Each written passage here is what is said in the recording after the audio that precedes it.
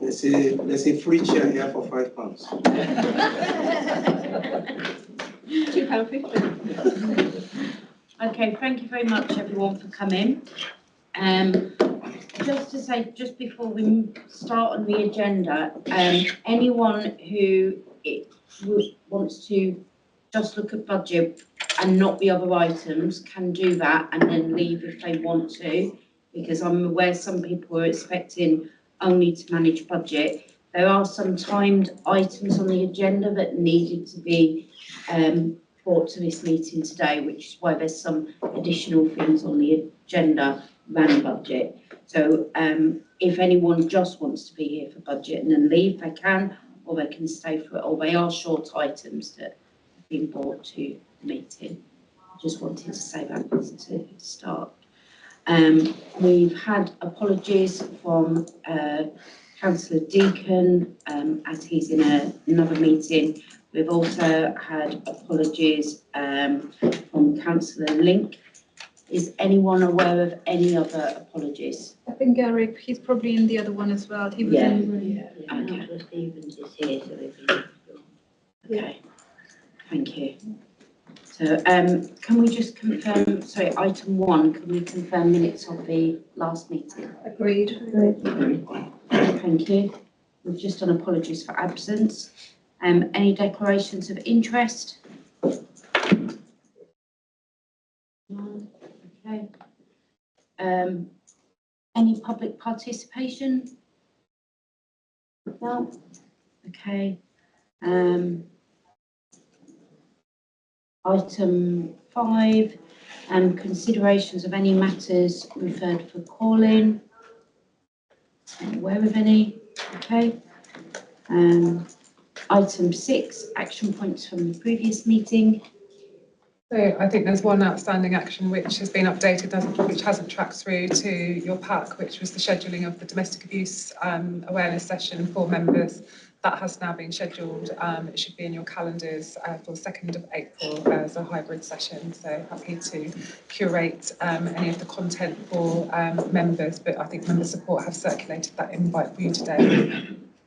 Thank you. The work programme, I believe an updated version was circulated. Yes.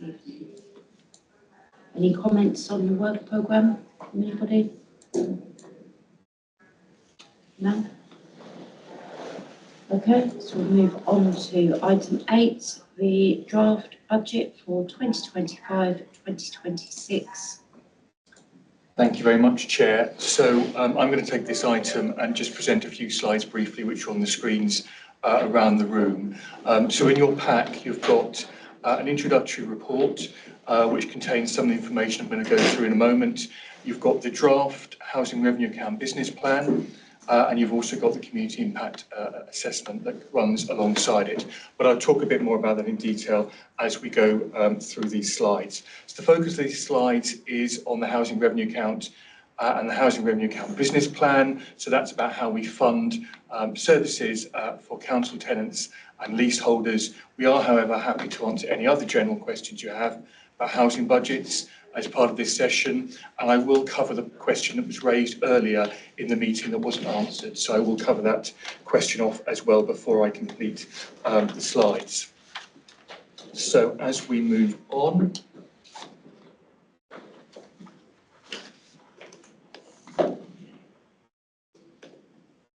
moving at the moment, let me see if I can correct that.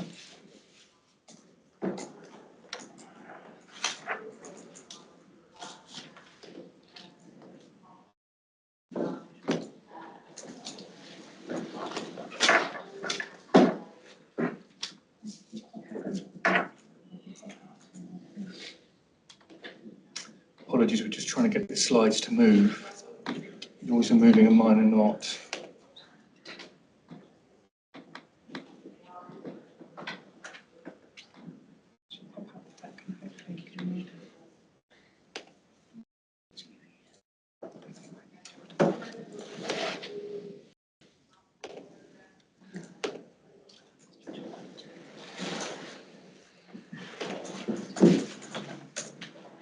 Apologies, our slide's not moving at the moment, so you can't see what I can see on my screen. Of course, it's your thing to share. We'll just get Hannah, see if you can share it, Hannah.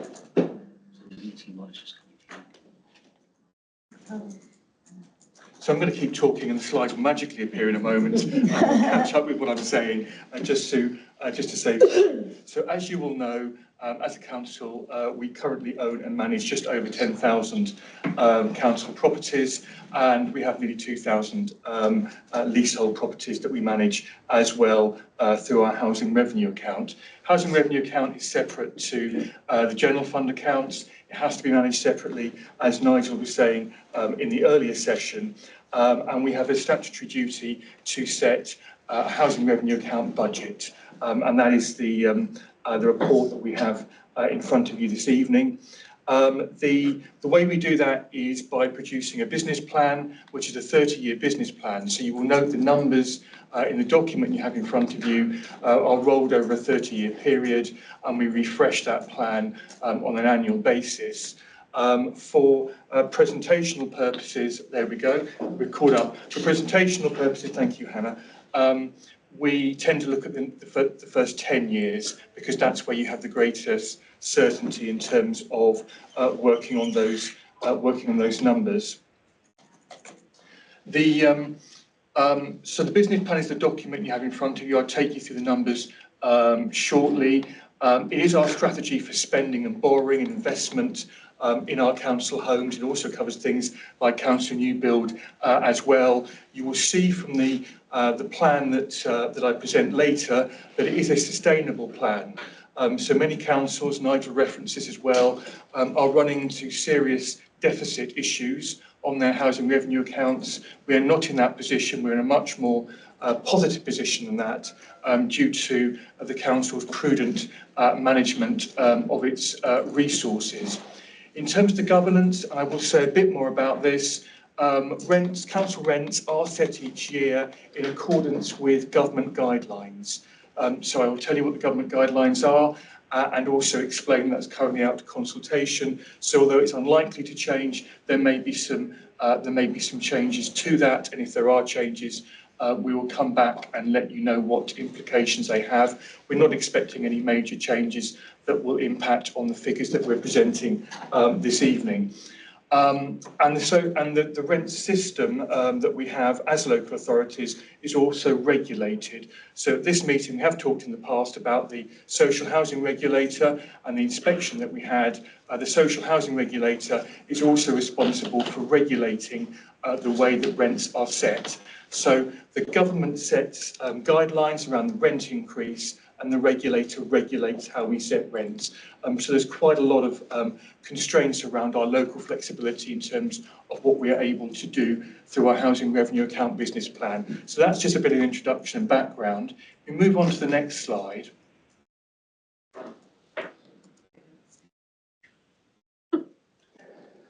We're having great problems moving our slides tonight, if we keep going through the slides. So what the next slide will tell you is it will tell you that each year we will consult our tenants through our tenant and leaseholder committee, and we will get their views and in terms of shaping these plans. And it also notes that this committee is a very important part of that consultation process in developing our plans as well. There we go. And that the plan is refreshed annually. It's supported by two other key documents which you have seen here in the past and which have been updated and approved by Cabinet earlier this year. First one of those is the housing strategy, which was approved by Cabinet in January this year, and the second one of those is the interim housing asset management strategy, which was approved earlier this year and runs for 2 years while we finalise and complete our stock condition surveys of the council's housing stock. We move on to the next slide. Just a bit about the government consultation on rents. So each year the government will consult on rents and its rent setting. Although the government consults, it doesn't tend to make material changes as a result of that consultation. It tends to confirm the position. The consultation will end in a week or so's time, and the government is currently consulting around a 5-year settlement, which is based around inflation, consumer price index plus 1% for five years, and that is the government's preferred option as part of this settlement. So that's what we've built into these figures. There are other options. Rather than having a fixed 5 years, you can have a rolling 5 years. That has a very marginal impact on the finances. You could have a 10-year settlement at CPI plus 1%. That does generate more resources for our plan. So we would very much support the government looking at that.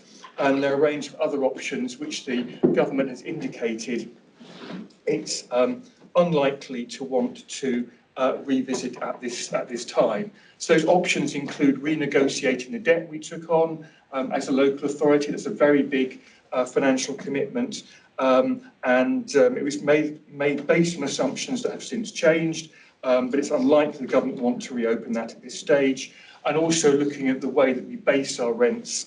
Again, that's something the government has said it's not looking to look at this stage. So without a consultation, we've built the government's preferred option into our business plan figures. That's CPI plus 1% over the next 5 years.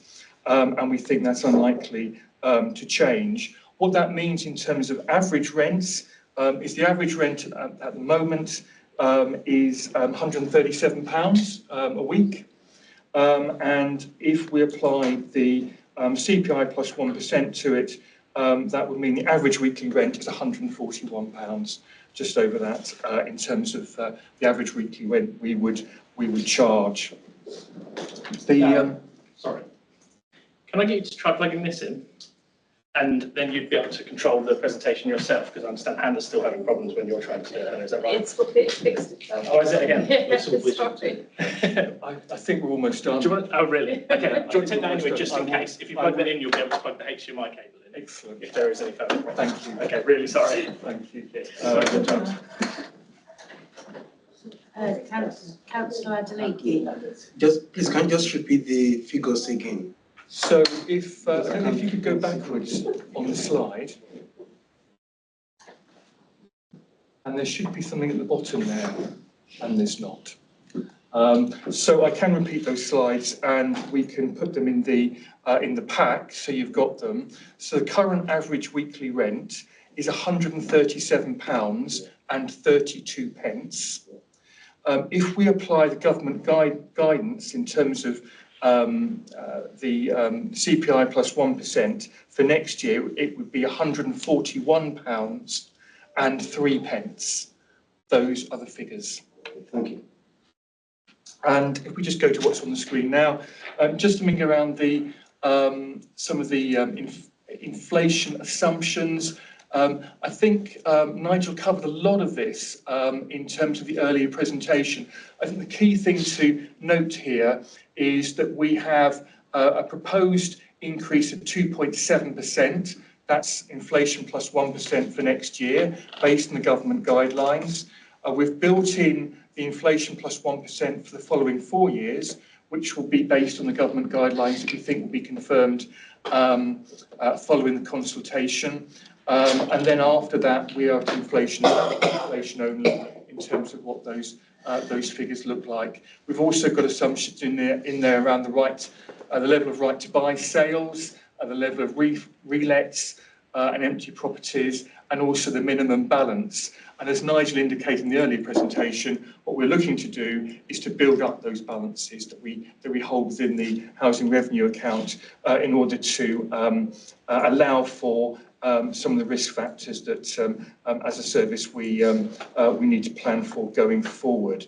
Just moving on, got a couple of slides left. Excellent, it moved. These are the numbers, and these show what investment that rent increase will generate. And if you look at those figures, the figure to look at really is the figure at the end here. So as I said before, we plan the figures over 30 years, but actually in terms of certainty, the best way of looking at it is over 10-year period. And if you look at the totals here, you can see that we have it generates a total investment pot to invest in our homes of 390 million. The majority of that goes into capital maintenance, and that's investing and improving our existing homes, new roofs, new kitchens and bathrooms, all of the improvements we make every year to existing council homes. So nearly 260 million going into that. We've also got nearly 38 million going into decarbonisation. That's about making our homes more energy efficient, more greener. There's a lot further we need to go in terms of that because the resources we need are far greater than we can currently generate through our rents. So we're very dependent on external funding to deliver some of our climate change targets. 30 million around compliance, that's building safety. And at the January meeting, we're going to bring a report to you just focusing around all the work we're doing around building safety, so we can talk a bit more about building safety in particular at that meeting. And then 61 million, just over 61 million, which is going into the council new build programme. We would like to put more money into new build, but essentially a lot of our money has to go into our existing homes because of the age and condition of them. So that's the first call on the money, but there's still a significant new build programme, and we're waiting for the government, when it announces the spring budget, so just after Christmas, to announce what it's going to invest into affordable housing. And when we've got that information, we can start to plan our new affordable housing programmes going forward. But it's still a significant amount of money that we've set aside in the housing revenue account to fund our existing council new build programme that is on site. So those are the investment figures that flow from our business plan. If we just go to our final slide. So this is just some points to note. The first point, as I said earlier, was the government is consulting. They have a preferred option. We've built that into the financial plan. We think it will be better if they went with a 10-year settlement rather than a 5-year settlement. That would generate more resources. So we're making a strong case for that. There is a case for putting far more investment into housing, particularly council housing, than is happening at the moment. And so we will be making sure that those messages are put back in terms of the consultation response. We are expecting some new government initiatives to be announced in the new year. We haven't yet had the consultation papers on them, but they could potentially have significant financial implications for our budgets. So when we get those, we can share that information with you, and they're likely then to impact on next year's budget setting process. So one of them is a new decent home standard for council housing. So that's been on the cards for some time. It was delayed, and we're told that in the very early new year there will be a consultation on that new decent home standard for council housing. So as soon as we see that, we can start to share that information, look at what that means for decorum. The government's also said that it wants to bring forward the energy efficiency targets. So this is something called Energy Performance Grade C, and the target was to achieve it by 2035 or 2030 for the most fuel-poor households. The government's announced it wants to bring that target forward for all households to 2030, and we're waiting for a more detailed consultation paper to be published on that again in the new year.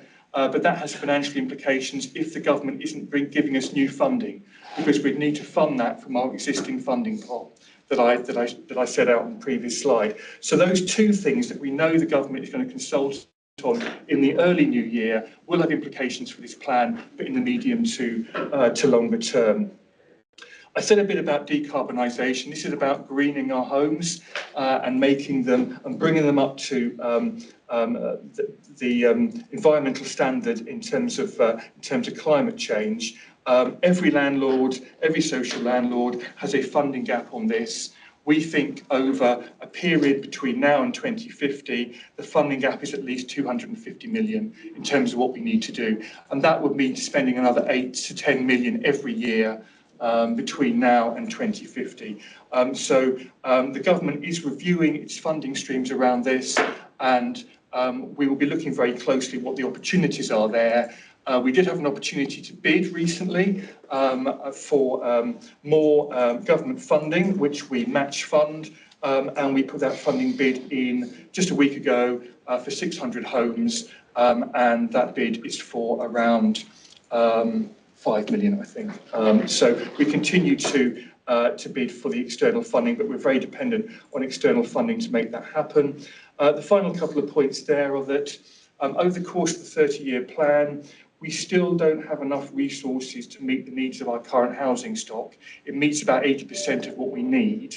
Now, I still think that's quite a good position compared to other landlords, and bearing in mind that a lot of factors will change. So after 5 years, we're only factoring in inflation. And if you start changing those assumptions, you generate the investment that will plug that gap. But it's worth saying that at the moment, as things stand, we still have a gap. And the final point to note is around affordable housing, which is that we've got a great track record of delivering new affordable council homes. Just last week, we had the 400th new council home celebrated in Randall's Ride. And we will have the 500th home shortly. I was looking for David, I thought he was there. He's now over there. So we're doing great work there, but we are putting forward new plans to make sure that we're in a good position to bid for the funding when it is available. Finally, I did just want to answer the question that was raised in the other room. The question that was raised was, why didn't the government previously allow us to increase rents by inflation when inflation was high? And the reason for that was the government felt that it would place too much pressure on individuals during a cost of living crisis. So that was their stated position. It would also have increased the benefit bill, of course, which would be another implication coming from that. What it means is that when inflation, although we factor inflation into our calculation, we don't know for sure that the government will give us inflation if inflation is high. Because in the past and in this year, what they've done is they've capped it below inflation. So that's the point that's been made in that report, that even inflation, you can't bank on that because the government can change its mind. You can have different governments, have different policies. So the more certainty we get in terms of a settlement, the better. But you can't bank on these assumptions because governments have applied less than inflation increases, and they have also imposed rent reductions as well during the course of the last 10 years. So that does impact on our income considerably. So that's the answer to the question that was raised. It's a shame the councillor wasn't here to hear it, but we can make sure that message is passed on to him. That covers the main points in terms of the HRA business plan. As I say, we're happy to cover general fund points, particularly around homelessness if people have them, and any other questions on this item, Chair. Back to you. Thank you. Anybody have any questions? I've got a comment rather than a question, if that's all right. I'd just like to applaud the council actually on the being one of the only councils that seem to be still building council housing. I know some people in this room know and some don't know, but I'm currently doing a master's at UCL in urban studies, and it comes up all the time, and they keep saying it in all my lectures. They say no council is building council house, and I'm going, my council does. And I frankly, I don't think they believe me. So I just want to say that it's great that we are still not just relying on housing associations which can't keep the prices down, but we are still building truly, the only truly affordable homes are council properties. And I just want to acknowledge that. I think it's great. Thank you. Councillor Simmons. Yes, thank you. Thanks to Darren. I have a few questions. They're quite quick questions. Is that okay, Chair? Yeah. So the 141 average weekly rent, how does that compare with other boroughs and districts around here? I don't have those figures available with me currently, Councillor, but I can certainly provide that information by return for you. But typically, in our experience, our rents are fairly comparative, but we can certainly provide you with some indicative examples. What we have done in terms of showing those average rents for you is taken an average of our older stock versus newer builds, so we will see some slightly higher rents in some of those examples due to the facilities and the fabric of the building, but we can certainly revert back via action points with that additional context for you. Okay, thank you. That would be really helpful. So you gave a figure of right to buy running at 24 per annum. How does that compare with the new build programme? The 400 that we've built, I don't know the time period for that. So are we ending up net more or fewer? So we have built 409 new homes in the last 5 years.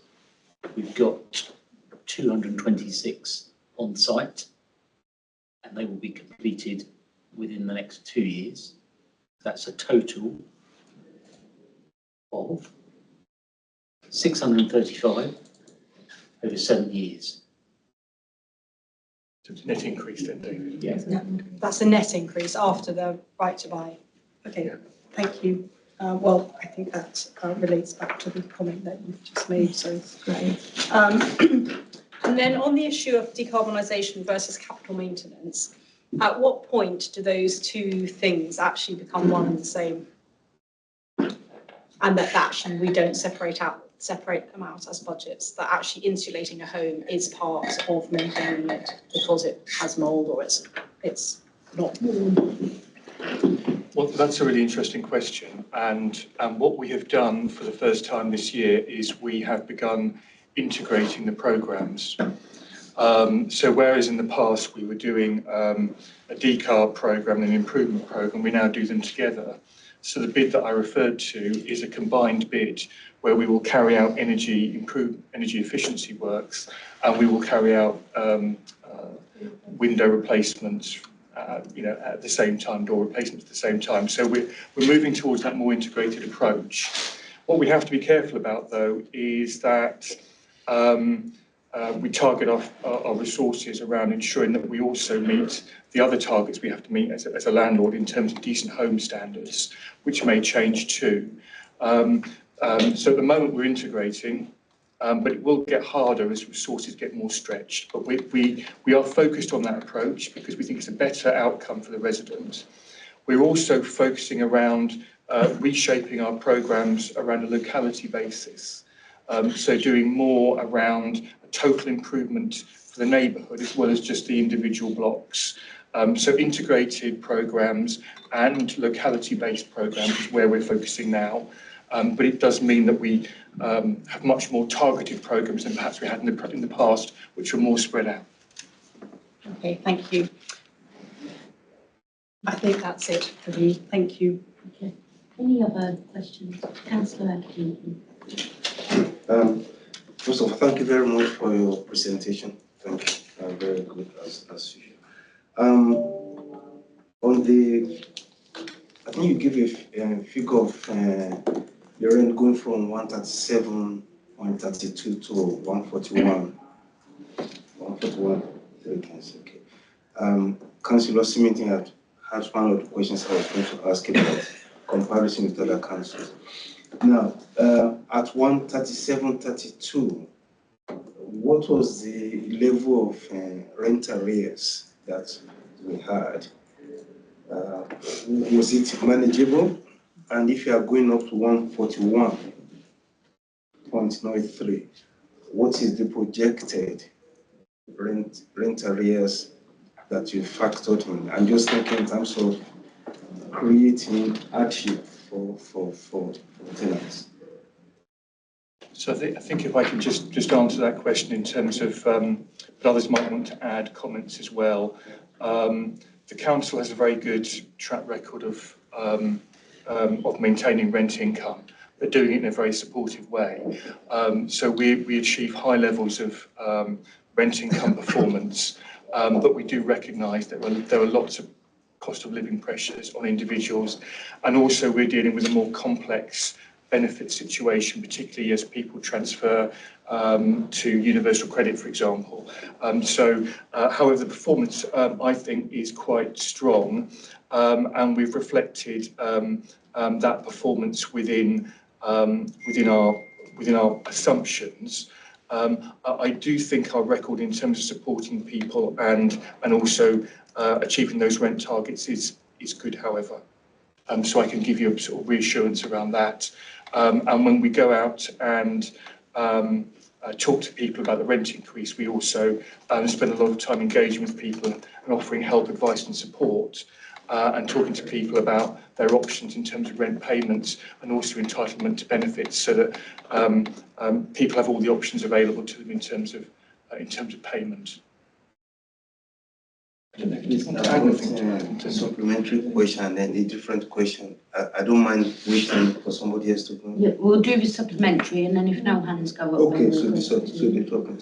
So just to give us a flavour of what things were, I'm sorry if I put you on the spot, but what was the rent, say, 5 years ago? I don't know.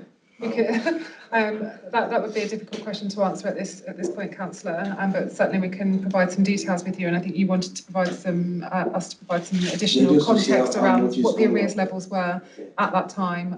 So we will have that information in historical performance reports around our income collection, and so we can provide that for you for the last 5 years, if that's helpful. Just for everybody. Thank you. So I'll come back. Okay, thank you. Chair, could I also add something? The performance report that comes here quarterly does also track rent income, so it's something the committee can have regular oversight on. Okay, thank you. I think also, Chair, just to add, I think with one of the action points at the last meeting, we shared some additional information. One of the councillors asked in relation to the average number of households with rent arrears of 3 months plus and what those levels were.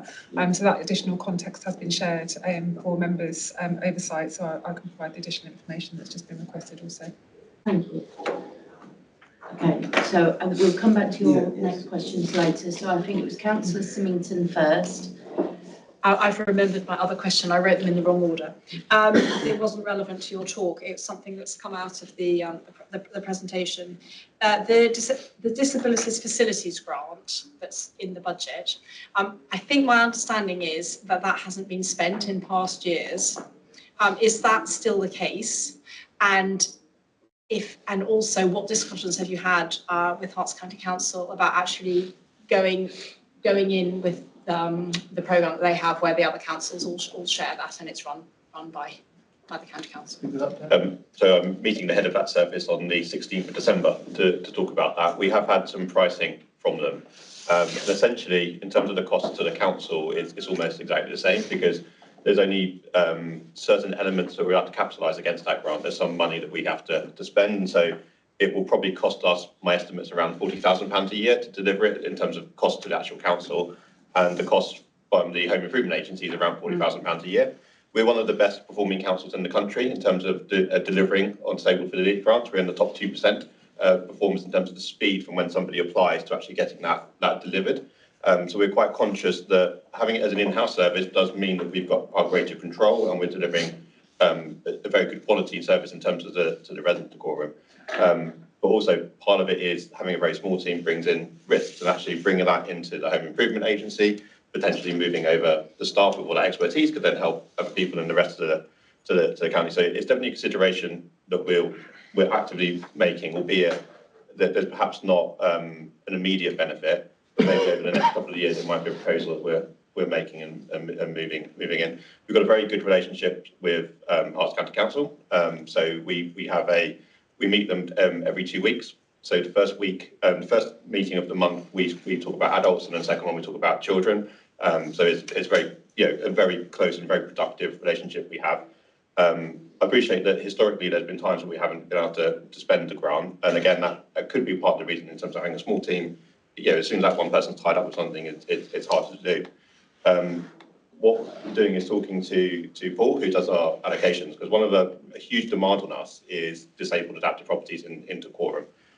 Now, we cannot access that grant for ourselves, but housing associations can.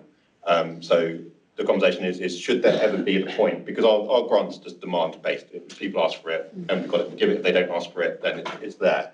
Is talking to housing associations who are eligible to apply for that grant funding to make sure if there is any extra capacity, we drive it into a place where we really need the money spent. So that's not a decision that's been made on any of that, but that's where we're at in terms of the conversations. If I could just add, Chair, if I may. We're also working across service in relation to developing what we call a private sector assistance policy. So we expect that to be coming back to committee in the new year.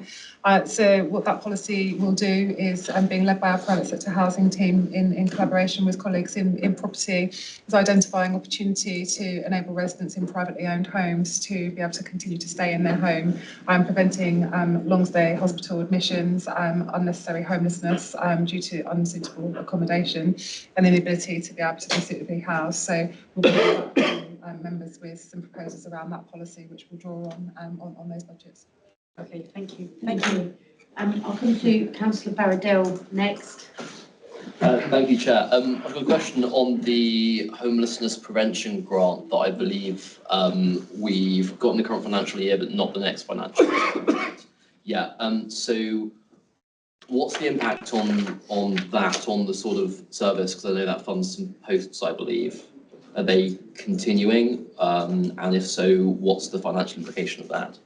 Correct. So we do have homeless prevention grant reserves currently, so that is enabling us to provide a stabilised position in terms of those posts, pending determination. What we do have is a year-on-year funding determination from MHCLG in relation to homeless prevention grant. The 138,000 that is due to come out of grant is based on a one-off top-up of grant allocation. We've been advised by our MHCLG advisory team that we expect that we'll receive notification early in the new year of a new allocation, but that allocation hasn't been confirmed, and that's why it's been removed from the budget, but we are expecting that we will receive an allocation very shortly. Thank you. Councillor Madden next, and back to Councillor Adleaky. Thank you. I've been trying to use the time waiting to think of how to phrase my question. As I'm very new on this committee. I'm not quite sure what I want to ask. But Darren, you said that you were happy to answer questions on homelessness. I'm not sure what question I want to ask about homelessness, but I'm quite interested to know how we approach homelessness with financially. Obviously, this is a financial meeting, and do we fund DENS to a certain extent, or do we work in collaboration with DENS? I'm just interested, because please excuse me, but I'm trying to learn. Thank you. I'll take that question if I may, Chair. And I guess just to give you some early insights, and we'll be coming back to committee early in the new year with our new preventing homelessness strategy, which will give you some further context around that. But just to answer the points that you raised, so we work collaboratively with a number of partners. We have a proactive homeless forum and decorum, which is made up of both statutory and voluntary sector partners who support both children and adults in the borough. So in relation to DENS specifically, they're a really proactive partner of ours. We work very closely with them, so you may be familiar with the fact that DENS contract manage our 44-bed homeless hostel. So that's a really valuable asset which supports our single homelessness pathway. We also have pivotal activity to that pathway that DENS are commissioned on our behalf to manage. So we have a co-produced service, which is our Rough Sleeper Outreach Service, which is contract managed by DENS. That's funded by Rough Sleeper Initiative Grant, which the Dacorum Borough Council successfully bid for. And we've also have a number of single homeless pathway initiatives that support and provide move-on accommodation for adults with support needs. So DENS contract manage our modular units at Hampton Close in Hemel Hempstead, but we also have other contractual arrangements with organisations like Hightown who provide rough sleeper accommodation programmes such as Housing First in Dacorum. So some really excellent examples of relationships that we have to support a really challenging area of service. Den's also our chair of our homeless forum, and we provide support to enable them to effectively manage that on our behalf with a wide range of partners. So I'm happy to kind of provide some further context when we come back with the homelessness and rough sleeping strategy or any other questions that you may have. Lovely, thank you. Big learning curve for me. Thank you very much. Thanks, Kath. Thank you. So back to Councillor Adeleke. Thank you. This is not a question. So I just want to make a general statement. In your presentation, I think you confirmed that the council's got over 10,000 council properties. And I think you gave a figure of around 390 million that you spend on maintenance. On looking after these properties, is that figure correct? So, Chair, just the figure that you're referring to is the planned investment in the business plan over the next 10 years. So it's the investment in all of our homes, but it includes decarbonisation works, it includes the new build as well, 390 million, 10 years. So my point is, and I think in the course of the presentation, you also said that a large chunk of the money we spend now go on the old properties, to maintain old properties. I'm just thinking of how we pull down the old council property and build this one. Okay. Well, in terms of that, that particular point, we have done an assessment of all of our homes in terms of their asset performance, so we can understand which of our homes perhaps perform very poorly as homes for our residents. And we've also been doing some work looking at the development potential of some of our estates in terms of redevelopment. So that is something we're actively looking at the moment. So as well as investing in homes in the new year, we are looking to start to bring forward some proposals around wider estate regeneration too. So we will be both investing, but we will also be redeveloping and regenerating where it makes more sense to do that. So I just want to say, thank you, Darren. He answered my question without me asking the question, but thank you. Thank you. It's brilliant. Thank you. Any other points before we move on? I just want to make sure that everyone's heard. Hi, Councillor Howard. Thanks. Just a very brief general question on the right to buy receipts. On the slides from that, I understand they go into the HRA, but within that, are they sort of earmarked for new developments, or do they just go into the general HRA fund to fund anything? So one for ring fence to replace stock. So yeah, only. Thanks. Thank you. Okay, so we'll move on to recommendations. So are we happy to approve that? Recommendations. Yeah. Thank you. Right. So next item on the agenda was item 9, tenancy agreement review. Thank you very much, Chair. That's me. No slides from me this evening. Thank you all for reading the report. I appreciate it's quite lengthy, especially the appendices. So just in brief, the tenancy agreement review is an important project aimed at ensuring that our housing services remain aligned and that the needs of our tenants comply with the current legal and operational standards. Fundamentally, the review is about modernising the tenancy agreement to ensure that it's legally compliant, clear and practical. It's also an opportunity to improve communication between the council and our tenants, making sure that both parties understand their roles, rights and responsibilities. The key elements covered in the report: firstly, the purpose of the review, which focuses on updating outdated tenancy clauses, improving clarity, so plain English, and addressing operational challenges to enhance tenant experiences.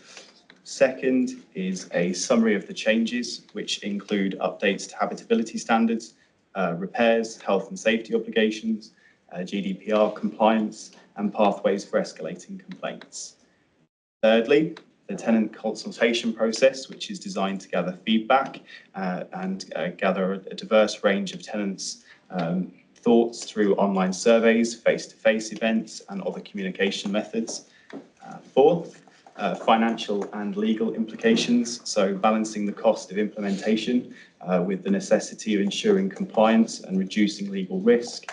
And then finally, commitment to inclusivity and sustainability, which includes provisions for supporting tenants with disabilities, vulnerabilities, promoting energy efficiency and enhancing safety within our communities. So we welcome your thoughts and questions at this point, or feedback on the proposed changes, which are outlined in the report and annexed in the appendices 1, which again is a very lengthy document.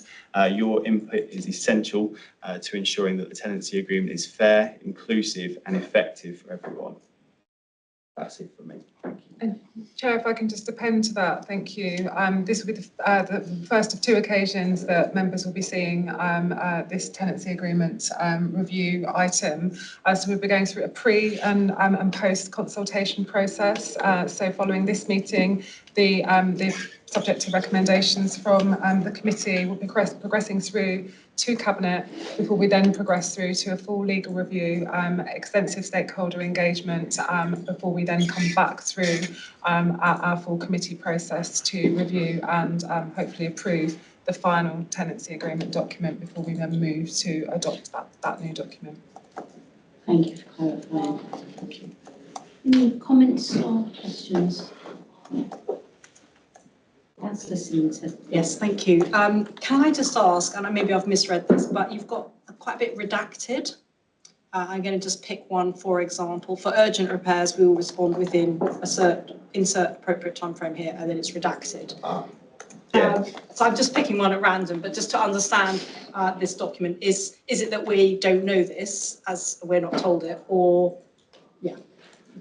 So that column B that you can see in the appendices is the revised version. That's not redaction. It's just that timescale hasn't been yet agreed internally with relevant teams. And we're currently going out to legal consultation as well. So that will form part of that. So it's not the full version just yet. It's just the proposed changes. Okay. One of the things, Councillor, that we've been recommended in respect of legal advice is that where we can signpost and embed within the tenancy agreement information steering our customers to direct policy or other information, the recommendation is that we remove it out of the tenancy agreement to ensure that it's not a weighty document and enable people to access more user-friendly policy. Okay, can I come back? Sorry, how I'm reading this is that actually you've tightened it up and you've put more stuff in it. Now, I haven't read it comprehensively, but actually it feels to me like actually the council's making bigger commitment to its tenants, not less. No, it's actually reduced. We've reduced the number of clauses and condensed them. And as Natasha said, we're hoping to rely more so on our policies that we have to make it an easier and more readable document. Okay. Or perhaps it's just the way that it's presented. It is quite a complex way to have to show what we currently have, what we're proposing, and then a summary next to it as well. But if that's not clear, I can certainly look to tidy that up. Okay, well, if I'm perfectly honest, I thought the summary of the change was an explanation of what you've done. So you've got current and revised. So my understanding is the revision is what we're proposing, and the summary of the change is an explanation for us. That's how I've read the document. That's correct. Okay. But what I'm reading in front of me is that generally you've expanded, or maybe the ones you've highlighted for us are the ones you've expanded. So, yeah, right. In the report, there are extra clauses that are going in, but generally speaking, we've condensed more than we've added. Yeah, so hopefully if that's clear, the overall tenancy agreement document will be a condensed document, but there are additional clauses over and above those that are in existing. So that kind of enables us to comply with some new legislative frameworks. But for the most part, the condensing aspect will signpost our tenants to other tenancy and policy documents that support the overall obligations. Okay, thank you. I'm obviously reading this wrong, but thank you. I'm looking at the bit that has highlighted this particular bit, presumably where it's expanded rather than the contracted version. And we recognise that this is a really detailed document. So this is why it's so useful for us to come through a pre and post consultation exercise with you. So we really welcome any feedback that you have in relation to how we present this to you when we come back through this process in future months. And it's essential when we go out to formal consultation with our tenants. It's very clear that read across to what we currently have and what it's changing to and the reasons why. Okay, so is there a document, sorry, I'm going to scan through all this. Is there a document that shows all the bits that are no longer in it? In this presentation? Not in here, no, not a tracked changes version. The thing is, there's been quite a substantial change in terms of wording. So it's meant that the whole policy's rejigged, which has made it very difficult to present. So presenting it in these 3 columns seemed the most straightforward way to do that. But as I say, when we're going out to legal consultation, we've asked them to come back with a version that's clean and clearer. Okay, I've got to the grey bits now, so I can see you have removed columns. Thank you. Thank you. Any further, Councillor Adeleke? I think the fact that you are going to go through legal consultation actually give me considerable comfort. So that is good. When everything is done and dusted, what is the plan to present this agreement to people that perhaps don't understand what it's all about?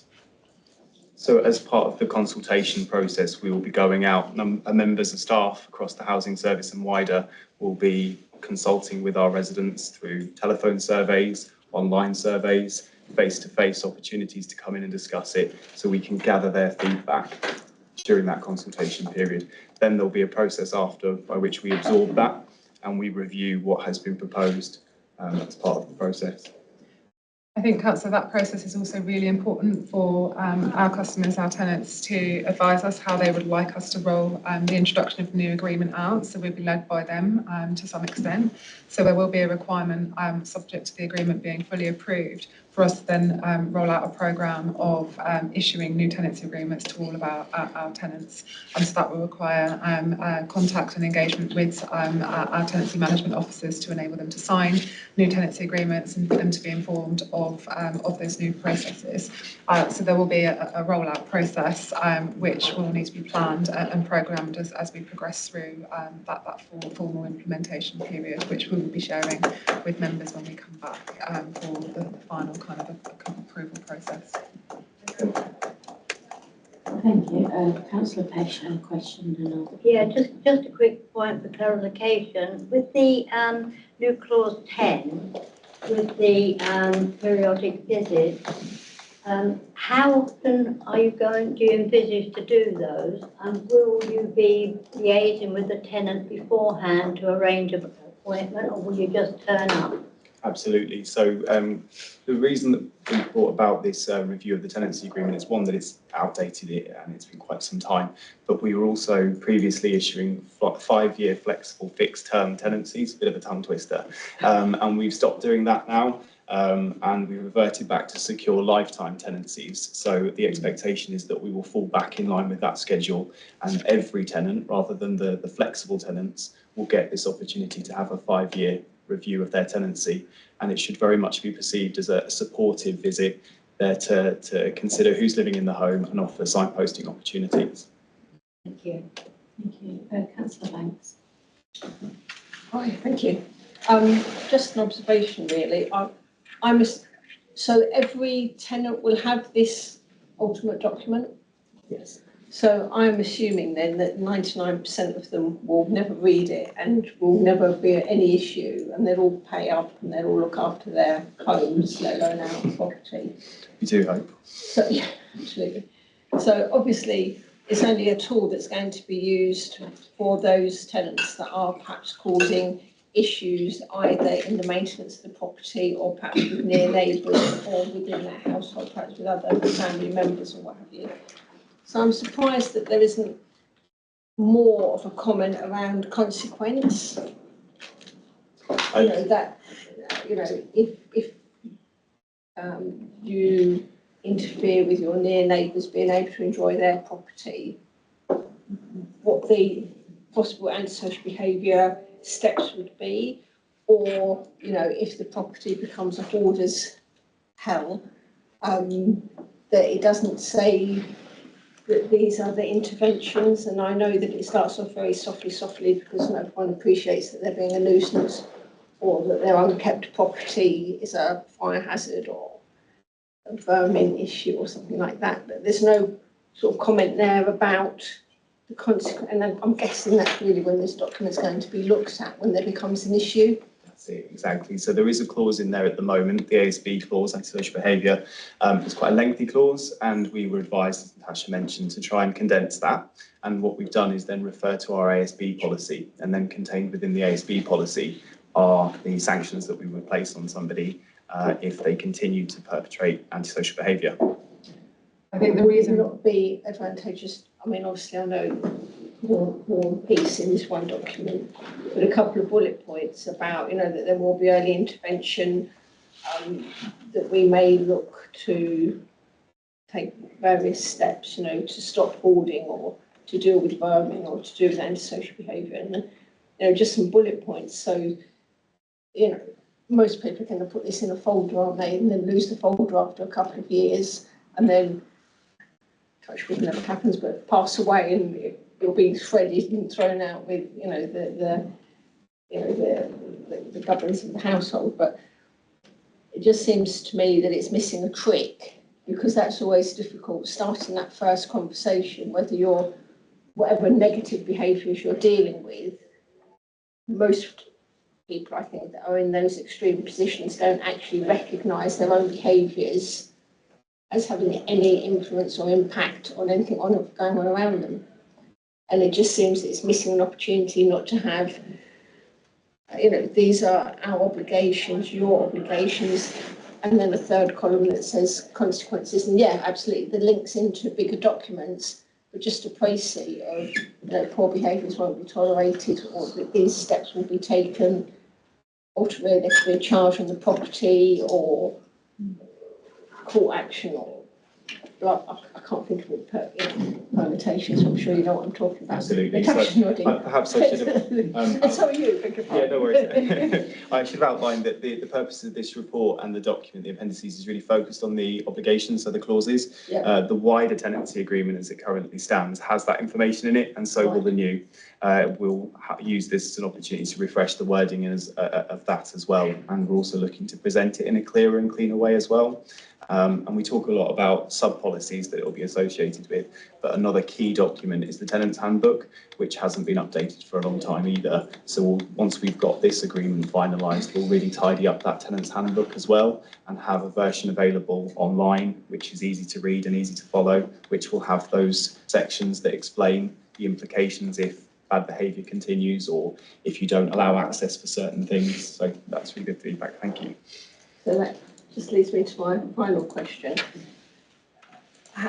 Are there provisions in place for those that don't have English as a first language or that are illiterate? And so a wordy document like this is just going to go nowhere. Absolutely, yeah. So as part of this, we'll do a community impact assessment. We've already done that actually, and it will be available in different languages if required, different formats. And those that are unable to read or access IT. Yes. So as part of the process, there would be opportunity to go through that agreement with somebody that needed that extra support. Thank you.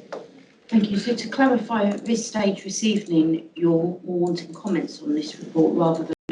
So would you be happy for councillors, if they had additional comments afterwards, to maybe submit them separately? Because it is quite a lengthy document, and I wonder if people might need further time to. Absolutely. especially now that's been explained. Yeah. Explained to us. And I would maybe suggest with the tenants the other handbook, that maybe that's something councillors. Yeah, if I may, Chair. So yeah, absolutely correct. We really welcome any feedback that you have, and there's plenty of opportunity to do that, given as we've proposed, we'll be going through quite an extensive consultation period. Just to share with members for your information, what would be appreciated this evening is your consideration around a recommendation to progress to Cabinet later this month with a recommendation that we continue to go through that full review process.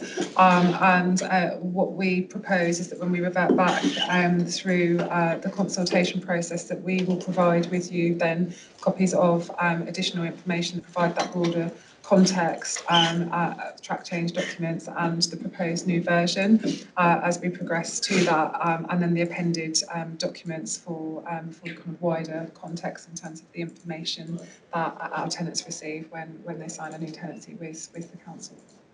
Thank you. So is the committee, two hands, so it's Councillor Baradell, I think was first, and then I'll come to I've got several questions, but we can do this first if this is something you want to do first. what was your... Well, just a very quick point, please. Just going on Councillor Banks, I think she made a very good point about the fact that people will get the document and just put it on the side. Can you tell us now, if you can, in what format are you going to present this document to tenants? What is the presentation? Booklet, letter? How are you going to present it? So as it stands, it would be a paper version available in different formats if required. We're looking as part of this doing benchmarking as well to determine whether there's opportunities to have a digital version as well issued via email to our tenants. And for example, at the moment when we do a sign up of a tenancy agreement, we go through very important clauses with the tenants. So a similar process as part of the consultation will be included. Sorry, Chair. So when you say paper, just like newspapers? Printed paper, yes. Why don't you think of a booklet that they can have and refer to instead of paper? It will be almost a booklet form. I don't know. Maybe slightly bigger than this, but something like a small pamphlet that they can put as in. Because if you put it in paper, I think Councillor Bank is right. It will just be chalk on the side. If you put it like something that they can, like a reference booklet on the side, they can put on their. I just want a bookshelf. Like a bookshelf, yeah. There is one they can always request a copy again, is that right? Or is that one old document? So I guess just to provide a little bit of insight, when our tenants sign up for a tenancy with the council, what they receive is a folder with quite a lot of detailed information in it. So your tenancy agreement document is, there's two documents, one that the council retains and one that the tenant has. And along with that are a number of supplementary documents, which are many in leaflet and booklet form, which includes the tenancy agreement, which currently I think is a good 28-page document, which is part of that folder of information that the tenant receives. Your suggestion is a really helpful one, and I think that one of the things that we can do as we move through that consultation process with our tenants is to understand the formats and the way that they feel it would be useful to have and receive that document to enable it to be a useful document for them. And I think important that we do need to make sure that we're issuing hard copies. Legally, they do need to have a hard copy or a copy that can be downloaded to enable them to use that as a hard copy for any legal issues that they may need to resolve. We also need to retain one. But I take on board your feedback, and that's really useful. We can explore that further. Thank you. Thank you. Councillor Baradell? Thank you, Chair. There's one thing I've noticed on section 20 of the revised version of the tenancy agreement, which is on internal decoration. And there's a line there on tenants in supported housing may receive assistance with internal decorations that's then been slashed out. Is that what's the situation with supported housing and decoration? That's correct. So as part of this process, we've gone out to internal consultation with heads of service, and actually that's something that we haven't been offering for quite some time, so wouldn't normally be issued anyway. So when we produce the revised version, would not be included. So tenants and supported housing are responsible for their own upkeep of the property in terms of decoration then? Yes, the same as general needs. Just to add to that, if that's all right, at the time, and it is going back some years, when that was on offer to supported housing tenants, the uptake was very, very low. In fact, many of our residents and tenants in supported housing actually felt it was more disruption to them to have the 2 rooms decorated. So the uptake was very low. So a number of years ago, the following consultation with tenants, the decision was made to stop that initiative. Okay. Thank you. Thank you. So we'll just keep a couple more and then we'll move on. So Mine isn't a question. I just want to say that having flicked through this now and hear the questions, I think it is very clear. It's much clearer than it used to be. And I'm really happy to progress to the next stage. Just wanted to say that. Any further comments? Okay, so are we in agreement that we're happy for it to move to the next stage? Yes, agreed. Agreed. Okay. Thank you. Okay, so item number 10, supported housing strategy. Okay, thank you. So here this evening to present the draft supported housing strategy, and we're seeking feedback from the committee and approval for recommendation to progress to Cabinet for full approval in the new year. I guess for clarity's sake, before we move on to the strategy itself, when we talk about supported housing, we're referring to designated housing for those over the age of 60.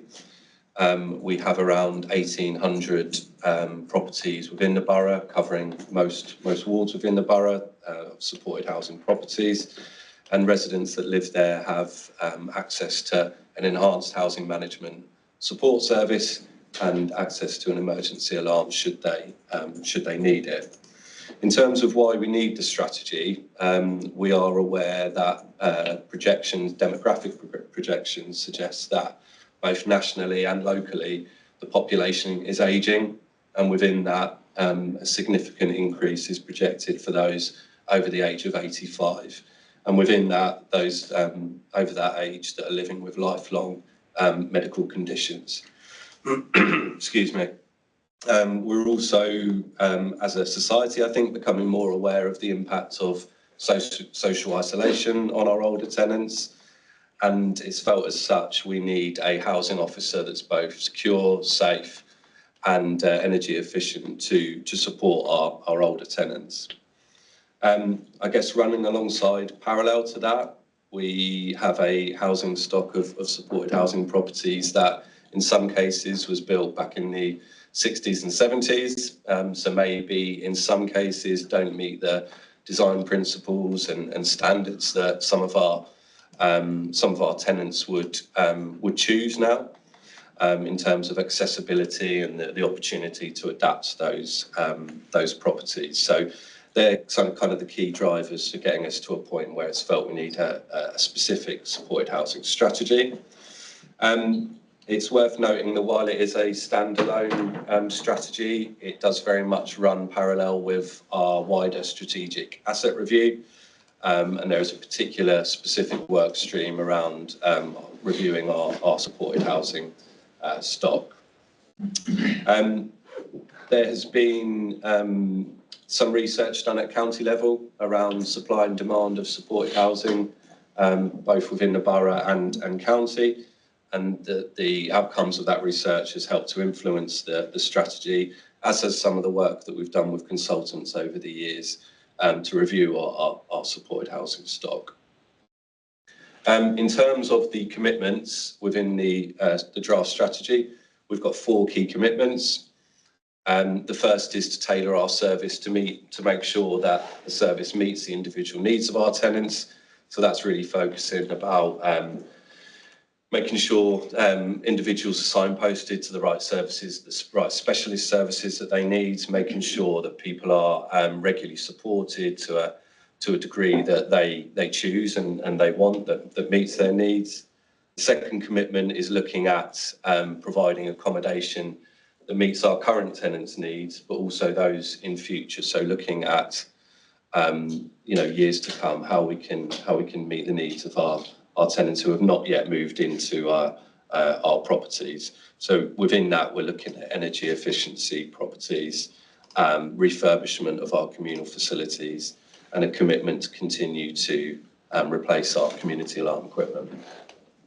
The third commitment is around reviewing the suitability of our supported housing stock. So, as I referred to earlier, we've got some really high quality supported housing properties that are very, very popular with our tenants, both current and prospective. We also recognise that some is less desirable for a number of reasons. So it's a really key commitment from us to take the opportunity to review our accommodation and come up with a long-term view as to its suitability.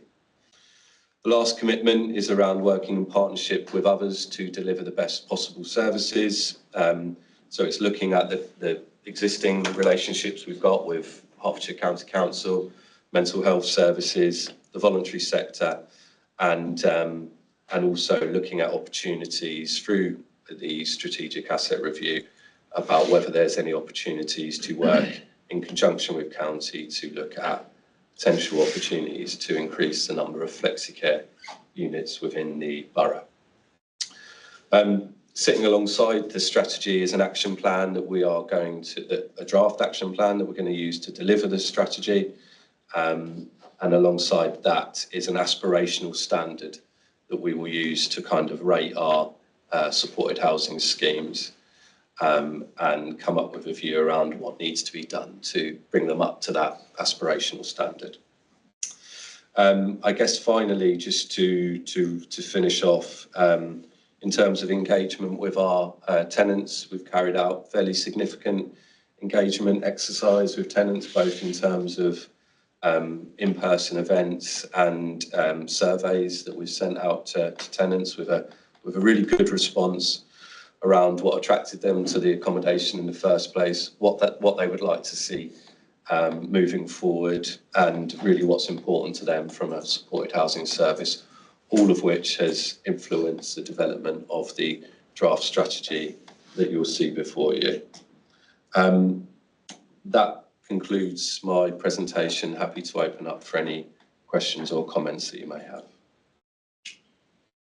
Thank you. Any questions or comments?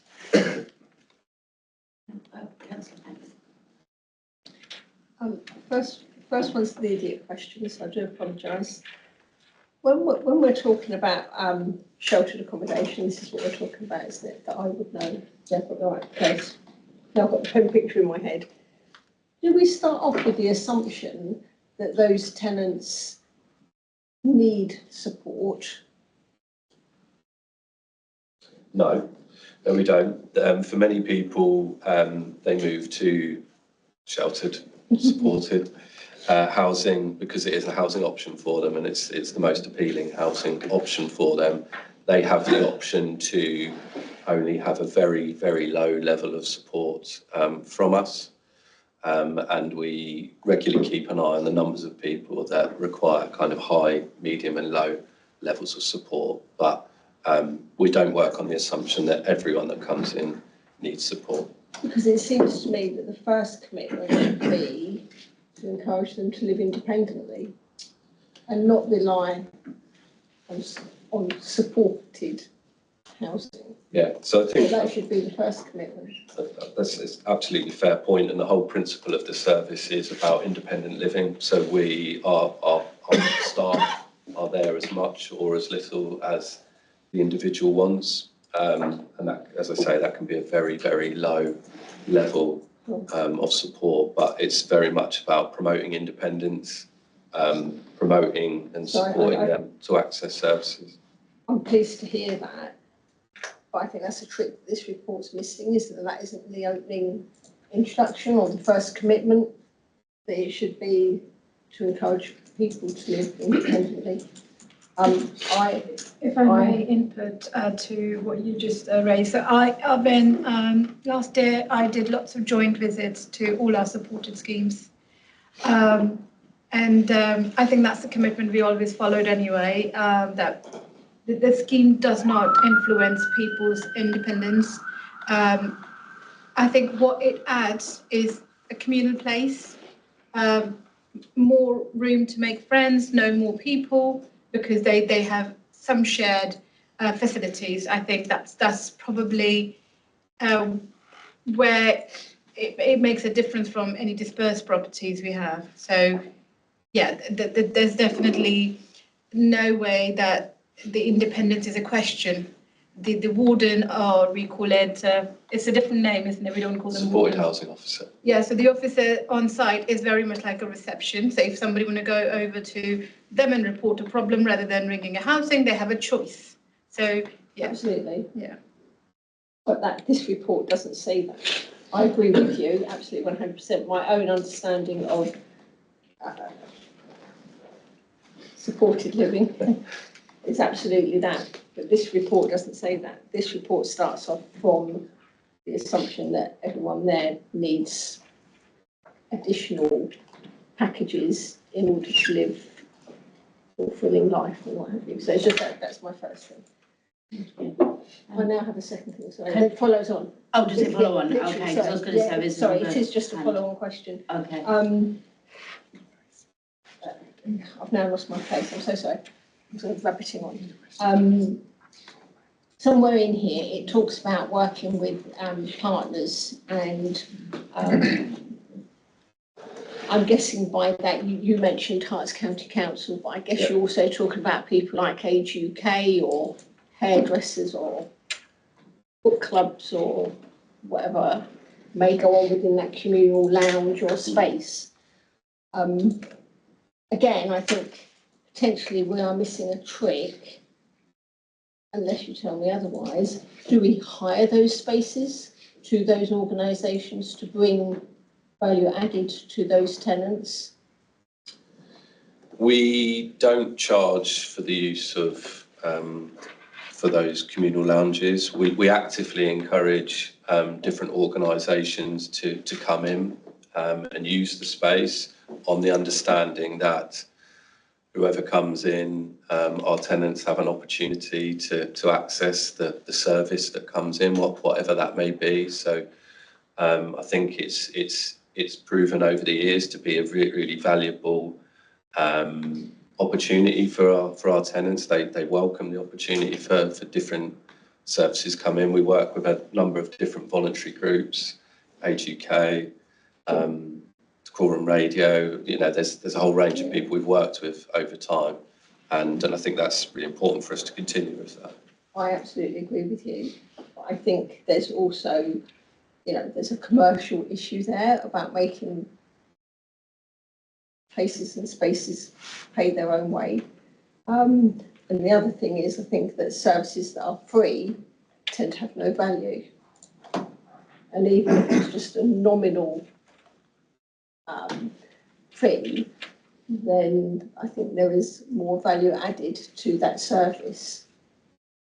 And even if it only goes into the Christmas party pot or the gardening veg patch or what have you, I think that there's an opportunity to generate an income there. Informally, when people do come in and use it, there tends to be some contribution to the scheme fund, or sure. But it is very much an informal arrangement. I don't think we want to necessarily exclude any groups from using it. We will take each request as it comes, and I think that the strapline is that it has to kind of align with the tenants that live there, and offer some benefit to them. But there's no formal arrangement for charging. But we can certainly take that point. Has been considered a number of times over the years. It's not something we're currently planning. When we look at some of the charities that I would assume would support our sheltered supported living, most of them receive their grants and then the breakdown within those grants is for accommodation, and that we're giving it to them free. I'm not talking about charging the tenant, I'm talking about a hiring charge for a community space. If I can just add, certainly something we can take away and we can explore further. I think the other consideration is that we do also, we need to obviously liaise more broadly with our communities service in respect of arrangements in the contracts and monitoring contracts for our VCS organisations. But the kind of wider factor for us to consider will be also not passing on the unintended consequence of standing up charges for room hire, would be passing on charges to our tenants over and above the charges that are already paid for renting property from us. So that's something we'd need to consider carefully, and obviously extensive engagement with other partners to explore that. But certainly one we can take away and look at further. Yeah, I'm not suggesting from the tenant's perspective. I'm just thinking of an organisation going in using that space. If they used Church Hall, that they would expect, Age UK, if they go into Candle, what have you, they would expect to hire that space. Thank you. Thank you. Councillor Johnson. My question actually follows on to a degree from that. In commitment 4, you talk about working in partnership with Hearts to identify opportunities for additional flexi-care schemes. I'm just wondering, how is that a real possibility? I'm just conscious that flexi-care schemes offer more independence, and presumably there's a financial cost involved in that. But I mean, I would certainly welcome if that's a genuine commitment, something that you really believe will be able to carry forward. So projections suggest that there is an increasing, and there will continue to be an increasing need for flexi-care services. So I think there is, one of the commitments in here is to look at working in conjunction with Hertfordshire County Council to look at opportunities. We meet regularly with them through the Strategic Supported Housing Board, both Decorum's and Hertfordshire boards, and opportunities are considered at that point. I think it's really important to continue with that. To continue with that work, so that the strategy looks to kind of firm that position up, and our commitment as an organisation to working with them to increase opportunities. And I just make a comment. I did notice in the negative comments in the document there was reference to young people moving into these schemes, and it just struck me that how young are we talking about here? Or 60 the new 40? I think it's a fair point. So the allocations policy is 60. We do lower the age sometimes on occasion, generally where there's someone just below the age of 60 who has a support need. It has fluctuated from 55 to 60, but it's not for me to say whether that's young or not. So. Thank you. Councillor Adeleke. Thank you very much. I've got a couple of questions, but they all tie together. So. Okay. Okay, so the supported housing, you've got 1,800. Is that part of 10,000 plus accommodation that the council's got all together? Yeah. Okay. Now, the strategy have 4 commitments. Like Councillor Diani visiting, when I was mayor, I visited all the supported accommodation. And from the commitments that you've listed here, from what I saw, I mean, this was going back several years ago now. I think most of these things were already being done, if my memory serves me right. Most of the commitments I've got here. So which of them are new in the strategy? Well, we haven't had a strategy previously. I think that's important. So this is the first time we've had some of the work continues, and I think some of the good work continues. There are some new elements of it, and I guess again it just firms up our approach in some respects. I guess the bit that I didn't maybe cover off in the introduction is, while the bricks and mortar is really important when we're looking at supported housing, we also recognise that the kind of well-being approach to supporting our tenants is really key. So a real focus on social interaction, reducing social isolation, I guess in a more structured approach is one of the changes I think we've introduced to the service post-COVID, because we've recognised and listened to our tenants about how important accessing outside spaces and accessing social activities is. So I think you're right. Yeah, a lot of the work that's been going on for a number of years is probably encapsulated within this, but certainly firms it up from our point of view. Thank you. Thank you. Councillor Symington. Yes, thank you, Chair. I have a few questions. Can I ask what percentage of people in supported housing have a care package? Is that something you monitor? Yes, we do.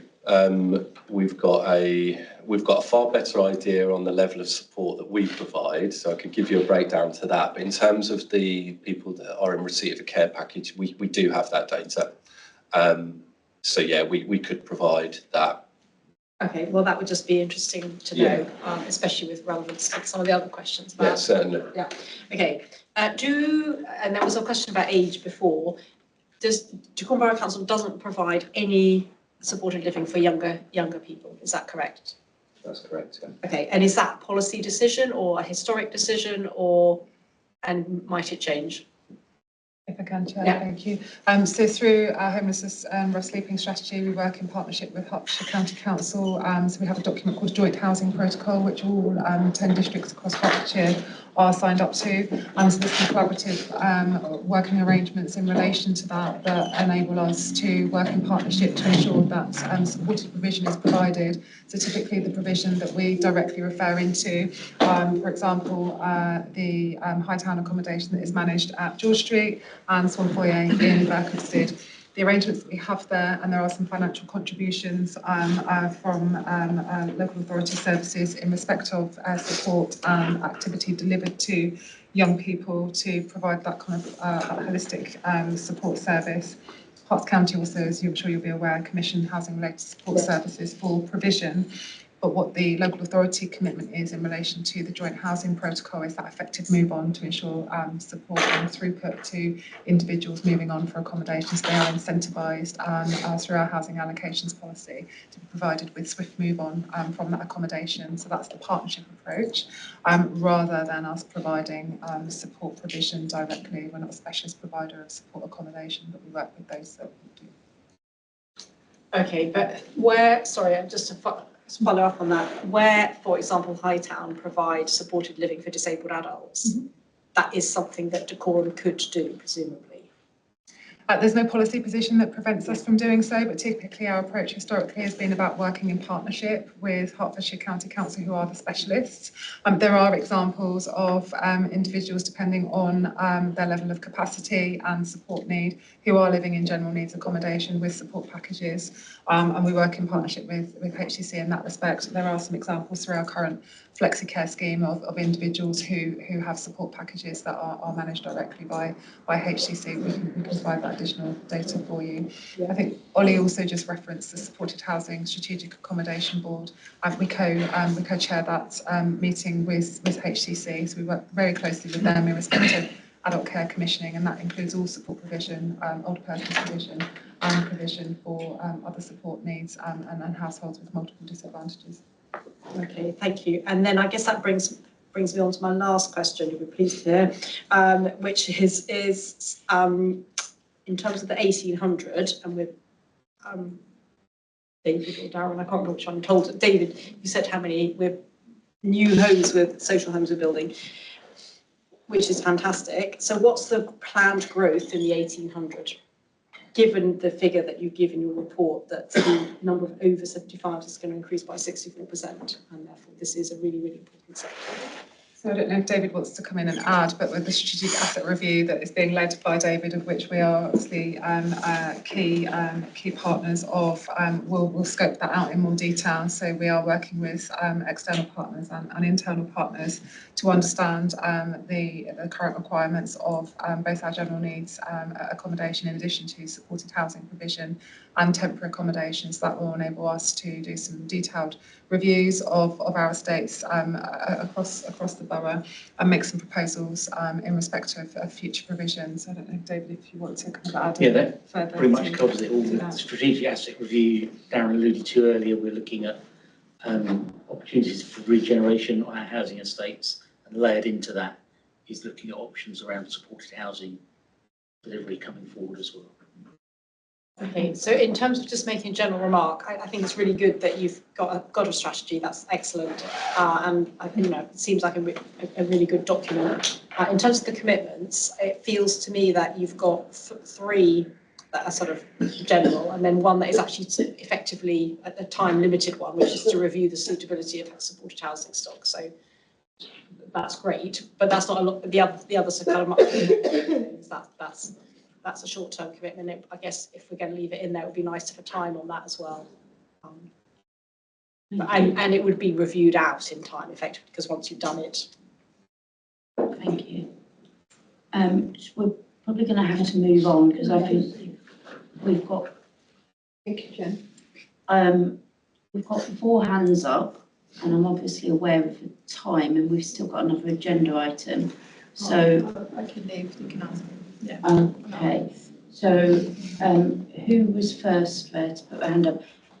Councillor Adelaide. Yes, just a very quick one. Just on commitment number 1, where you've said that work with tenants to remove obstacles to prevent them from getting involved in activities such as transport. Are you thinking of financial support? Sorry, Councillor, I didn't quite hear the question fully. On commitment number 1. 1, 2, 3, 4. The 4th point. There you say you are going to work with tenants. I think we're more looking at opportunities again to kind of bring people in. So we're aware there's a lot of groups out there that do social activities. There's opportunity for us to look at funding. We've accessed funding through public health previously. So I think it's really just being aware of what opportunities there are to bring services and opportunities in and support our tenants to get out to those opportunities rather than directly paying for them ourselves. So it's like advisory. Yeah, okay. and keeping aware of what is available locally. Thank you. Councillor Pesh had a question. Yeah, more of a statement. First of all, thank you very much for doing this. It's very much needed. I know quite a few people in the sheltered accommodation position.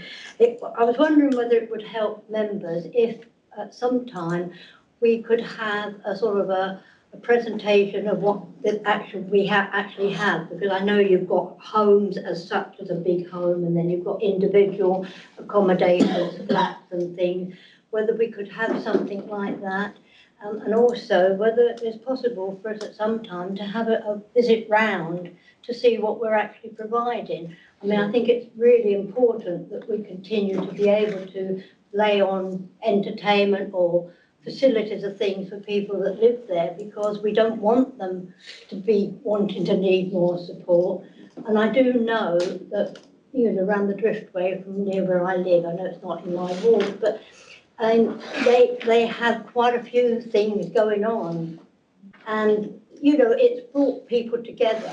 I know you're always going to have a bit of bickering with people living like that, but it is important that we don't put the stress on making money from using the facilities to providing what's needed for the residents. Thank you. I think that's a really fair point.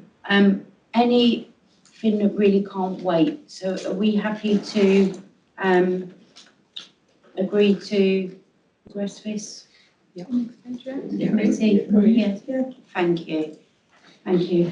So I think for the housing revenue accounts business plan, can I take it we've all read the papers, and then just if there is any specific questions, rather than have an officer speak to it specifically? I'm happy with that, Chair. Yeah, any specific questions? No? Okay, thank you. So are we happy to agree that? Yeah. Excellent. We'll bring the meeting to a close. Thank you so much. Really, really interactive meeting, which is always really positive, but I appreciate it's late, so thank you very much. Thank you, Chair. Thank you. Thank you.